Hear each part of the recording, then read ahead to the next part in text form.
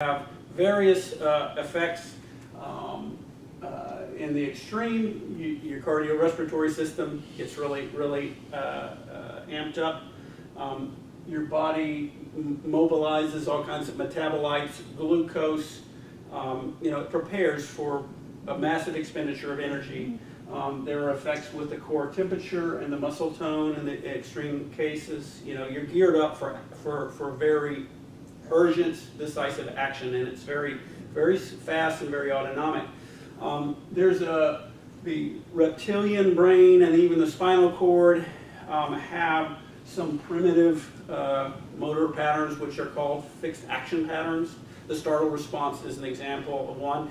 A withdrawal response from others, but they can be more, I think, attack sequences and defense sequences. Climbing, all kinds of escape maneuvers have phylogenetic, very old phylogenetic origins. And so these patterns will get recruited, and then normally the stress response will in a normal thing, the response will terminate once there's an escape from or the threat or the threat is somehow removed. So there's a safety signal, physiological safety signal. It's proposed to be something called DHEA. That's sort of like the opposite of cortisol. It just says, okay, everything's cool now. We can relax. Primitive doesn't mean. I mean phylogenetically primitive. Yeah, but it's things that can be very well learned. For example, I had a close call in my automobile on my way here. It fits exactly this guy. Oh my! I'm glad it was a close call. Yeah. Yeah. Which is the last one, escape from or removal of threat. Yes. Primitive simply means that there are patterns. There's a kind of a lower brain that's phylogenetically primitive that has a lot of behavior. You could model that brain with a kind of a LIDA agent, maybe even a consciousness mechanism. It just would be much less sophisticated than one including the cortex. So that's the termination of the stress response. And so, in terms of the cognitive implications of this narrative, we've got an elaborate, like I said, phylogenetically primitive neuroendocrine subsystem of the whole cognitive and neurocognitive system.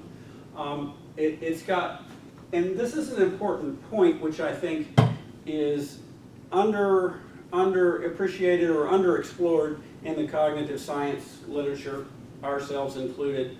But there are direct causal connections, both ways, between the dynamics of basic physiology and cognitive dynamics. So heart rate, respiration, temperature, mobilization of metabolites, these functions affect cognition or affect cognition and are affected by cognition in ways which are just being discovered. And there's not an integrated model for looking at this, but PTSD provides an interesting kind of post on the path towards understanding that. This is part of what's meant by embodied cognition.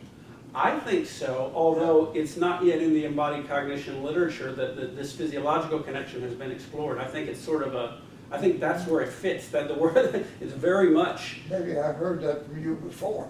Go ahead. If so, it's been very recently, like in like the last couple of weeks. Yeah. But so this connection, I mentioned before the sympathetic nervous system, and this is from the Netter's neuroanatomy. He's a brilliant neuroanatomist. This is a depiction of the rage response, and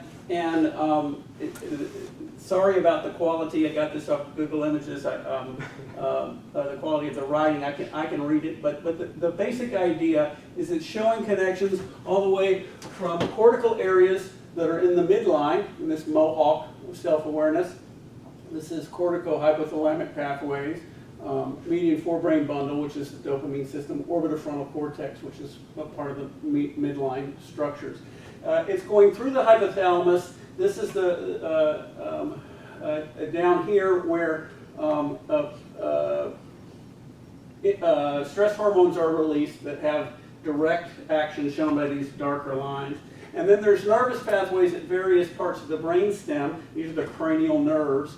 The 3 constrict the pupils. Cranial nerve 7 affects glands in the mouth and respiratory passages. It also does the face. So any kind of would be mediated by the facial muscle. Although so would a smile. And then the most important one is this X here, which is a cranial nerve 10, the vagus, or one very important one, and it goes to the heart and the GI tract. And so all this stuff about mobilizing the metabolites, the cardiorespiratory overdrive, etc., much of it is innervated, is mediated by a pathway with this kind of widespread innervation. And this is showing what happens in kind of a descending fashion from the top down, which has always been kind of the bias in our way of looking at the autonomic nervous system, as we look at the ways in which it's controlled by the higher systems, but there's the same type of imbalance. There's only about maybe 10% of the nervous connections are from the top down, and like 90% are the other way. So for every one of these areas, there's nervous signals going back to the brain, telling the brain what's going on in this part of the body, because these are the signals, the way need is signaled, and this is an important thing that the brain needs in order to assess, very quickly, am I in danger? And it turns out that the amygdala can actually detect danger not from some external stimulus, but if my heart rate is elevated or my temperature is elevated, it's more likely to interpret something as dangerous. And there's a lot of interesting evidence for that idea. So anyway, from my point of view, that's physiology affecting cognition rather than the other way around. Yep. So the pathway goes both ways. Now in the normal state, the physiological dynamics and the way they affect cognition are subdued, and we can utilize our higher cortical functions, language, moral judgments, abstract reasoning, working the crossword puzzle, going to the museum, looking at pretty paintings and saying pseudo-intellectual stuff. And then under sufficient levels of stress, this primitive subsystem can become dominant and actually sort of elbow the higher brain out of, or the horse throwing the rider, if you will.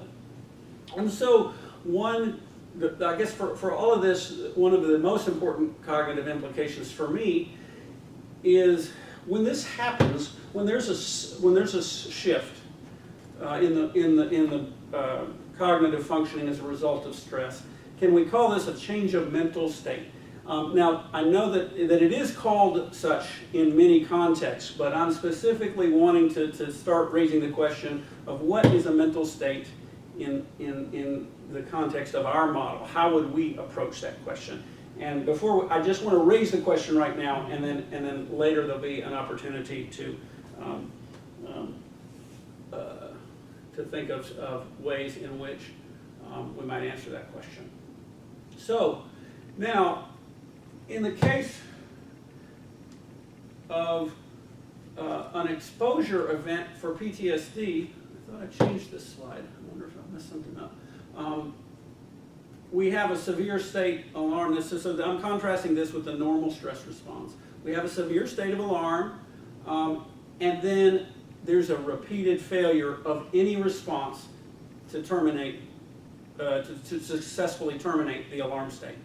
So in the normal stress response, we do a bunch of stuff, we escape, we remove the threat, but in a situation where these two people are trapped in a car, the danger keeps coming, there's nothing they can do, they cannot leave, they see people leaving and getting hit, like, it's not a good plan, and they're trapped in their car anyway because there's an 18-wheeler on the hood of their car, and they're seeing, they're just seeing repeated alarming events, and as this happens, some of the things that can happen cognitively can be progressive disorientation to time and space. Progressive meaning it could worsen with time, and progressive meaning, you know, I mean, there could be varying degrees of disorientation, anywhere from, you know, being confused about exactly where I am or exactly what order events have happened, to having like no memory whatsoever,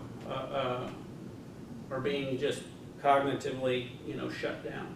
And so that's one of the things. There can be a dissociation, which is, it can be varying ways that the dissociation, it can be like kind of a shock, it can be kind of an out-of-body experience of like seeing the event happening to someone else. It's just, I've got a little bit of that and some memories that I have from a gunpowder explosion I was in when I was about 6 years old.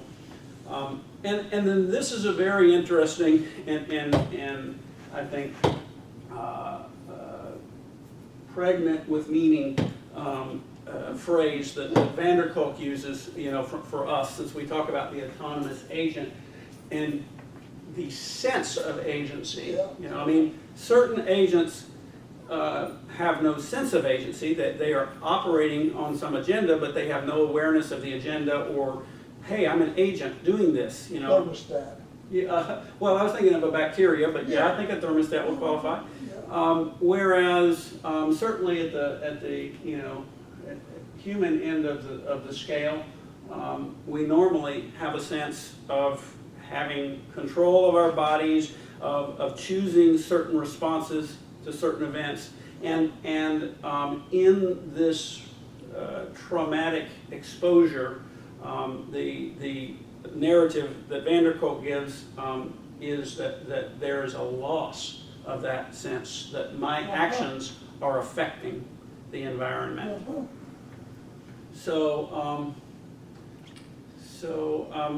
again, looking at that narrative, that was van der Kolk's narrative, and just kind of reviewing it with a little more of a cognitive emphasis.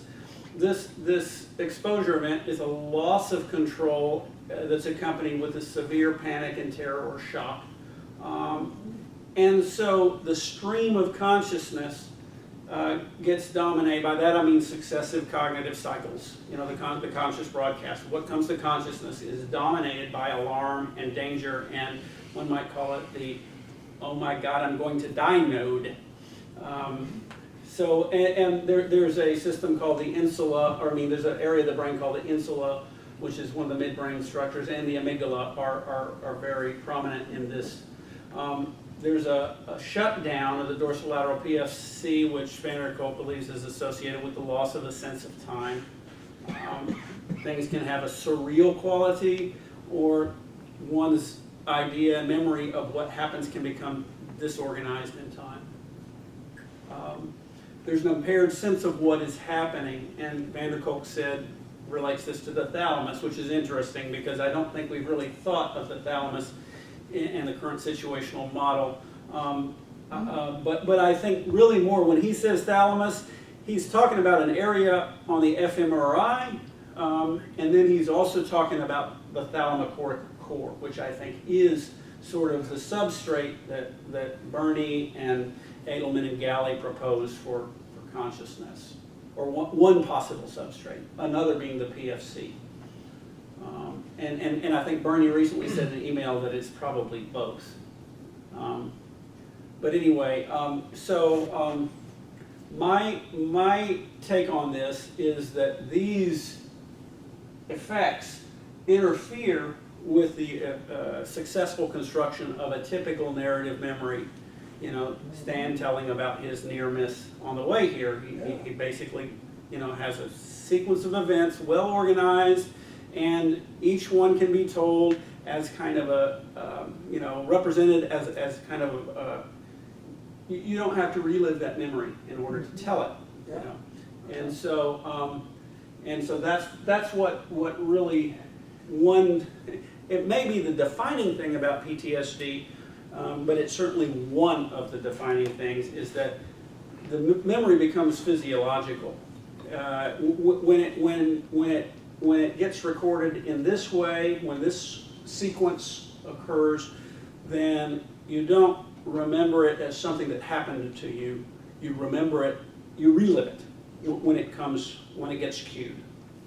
So it really is rather than big recall. Yes. Yeah. I think the mechanism for the two is going to end up being the same in our model. There's going to be a local association that cues it, Yeah. but the way it's experienced and the effect that it has on the subsequent cognition, I think, is going to be Rather than, rather than, as you say, yeah. Yes, right, okay, yeah. So, there's some converging, I call this converging at circumstantial evidence. There's several little interesting bodies of work that van der Kolk brings into his story, and he does so very skillfully. If this talk is interesting, then you will really like the book. He is a much better composer than I, but less technical. And since we have to go into a little more technical detail, and for a certain purpose, I'm going to talk about these different things in isolation, where he weaves them all into a very nice narrative in the book. So this Stephen Porges is a neurophysiologist / psychologist, neurophysiopsychologist. I'm not sure what he would call himself, but he has a very interesting take on the autonomic nervous system that kind of integrates from across species. It's a comparative and evolutionary perspective. There are three systems in the polyvagal theory, and I'll mention them from the most recent to the most ancient. And the most evolutionarily recent is called the ventral vagal complex. This is part of the physiological control that had to develop to support social behavior. So there's something called sign stimuli. Sign stimuli are, for instance, dilation of a pupil. Many species have learned to recognize sign stimuli in their conspecifics, meaning that a cat can tell that another cat's eye is dilated and attaches the significance of possible aggression to that sign. That's called a sign stimulus. So the stimulus is the dilated pupil, and it signifies the possibility of aggression. So in order to socialize effectively, one needs to be able to repress sign stimuli. You don't want to just exhibit the markers of aggression when you're wanting to socialize. And then respiration, which is trigger, it has a lot of autonomic control. It has to be regulated in a different way for vocalization, which can be part of social cues. It's just an example that I thought of. Also, there's a kind of social coordination in hunting, feeding, elimination, meaning, urination and defecation. And the normal instinctive patterns. If you think about a reptile doing these things, a non-social reptile, and how it would instinctively do these things, there's a nervous system for that. And then there's this ventral vagal complex is a latecomer to the autonomic nervous system that can help regulate that in a social way. So you don't want, there's an order in feeding. If one of your pack mates catches a prey, you don't just start eating it, even in, not unless you want to fight, it's like, and there's a pecking order, and if you respect that order, there's got to be something in the nervous system that regulates these physiological or instinctive responses, and that's the ventral vagal complex. Now, the next further back in evolution is the fight or flight system, which we looked at in some detail. And then there's something called the posterior vagal complex, which is said to go all the way back to fish, and it involves kind of a freeze response. You're in danger, think of a rabbit, or I don't know if you've ever, passing out is probably mediated by the system where you just lose consciousness out of fright. It's known to happen in rape victims or sexual Huh? assault victims. Tonic immobility is also known to happen in rape or sexual assault victims. Did you understand? No. He said tonic immobility is known to happen in rape victims. Mhm. Yeah. Which certainly is, Mhm. is Yes.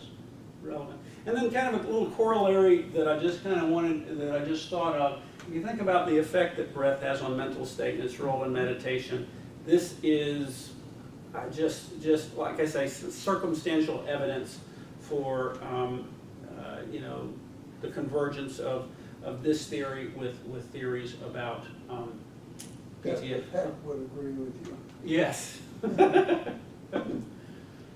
Okay, now here's another line of evidence related to the so-called default state network.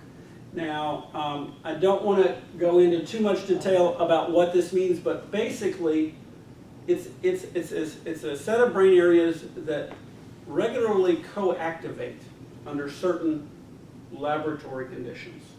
And the reason, and it is very much related to what I earlier described in Van der Kolk's terms as the mohawk of self-awareness.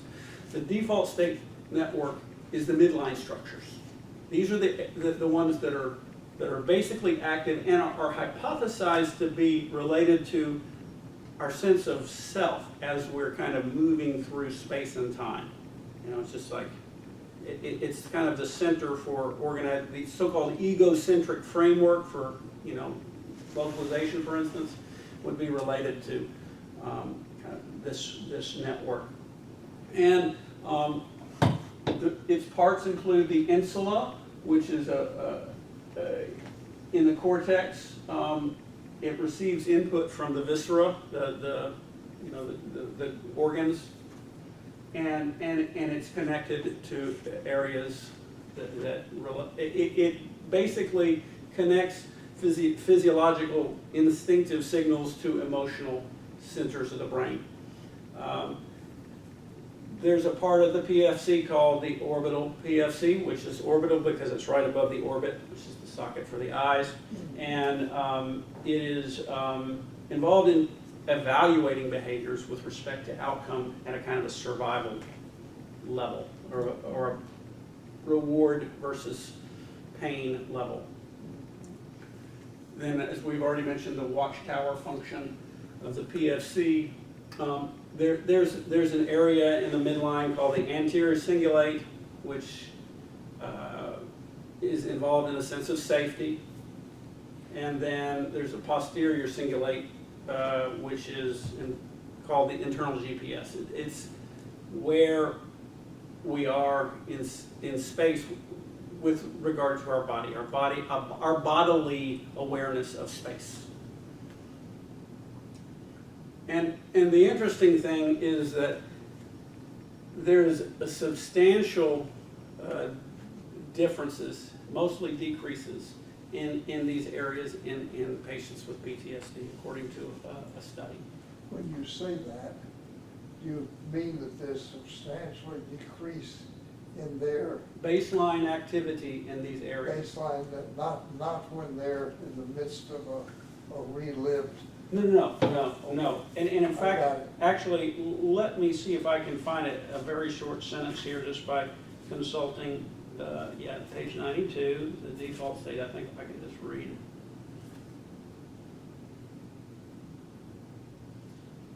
The contrast with the scans of the 18 chronic PTSD patients was startling. There was almost no activation of any of these self-sensing areas of the brain. And this is a baseline,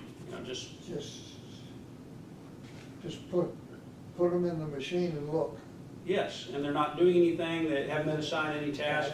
It's kind of what the baseline activity is. Yeah.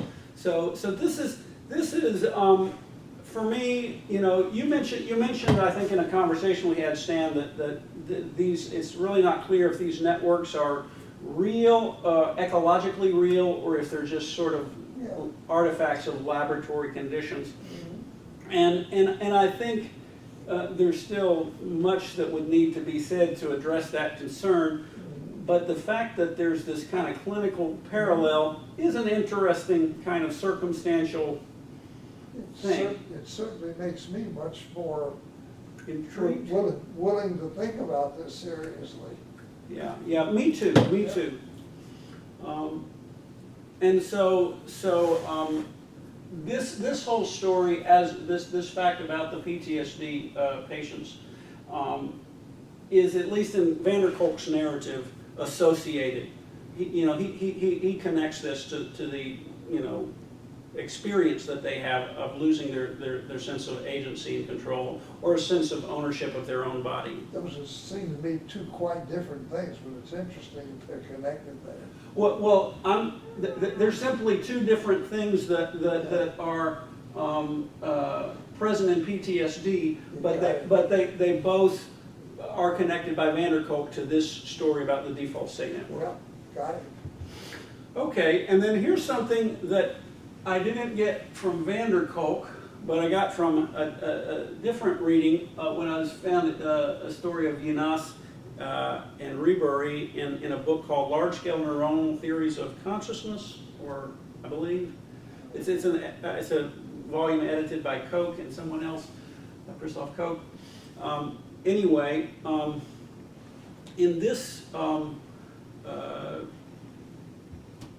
narrative, I mean, in this thread, there's some interesting observations that they make about the dream state as compared to waking consciousness. And sensory evoked potentials are signals that can be measured by EEG. And averaging over many trials, they show a real clear illustration of the way the brain responds to certain kinds of stimuli that are stereotypic to the stimuli. And they are time locked to the stimuli. So as an example, there's something called a P100, which is a positive deflection in the waveform that occurs 100 milliseconds after stimulus onset. And in an auditory evoked potential, this is reliably present.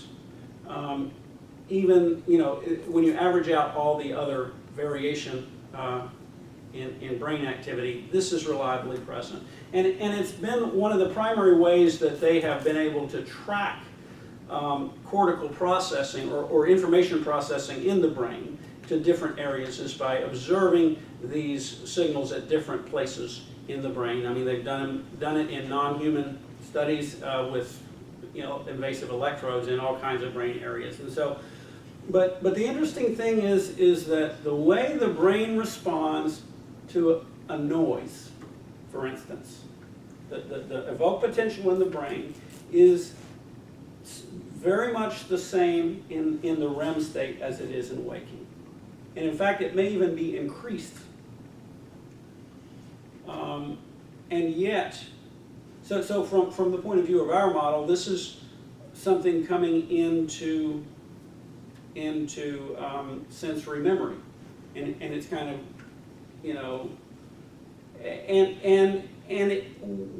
it's not yet clear exactly whether or not, but it might even be perceived in the sense that it could trigger a percept that makes it into our workspace.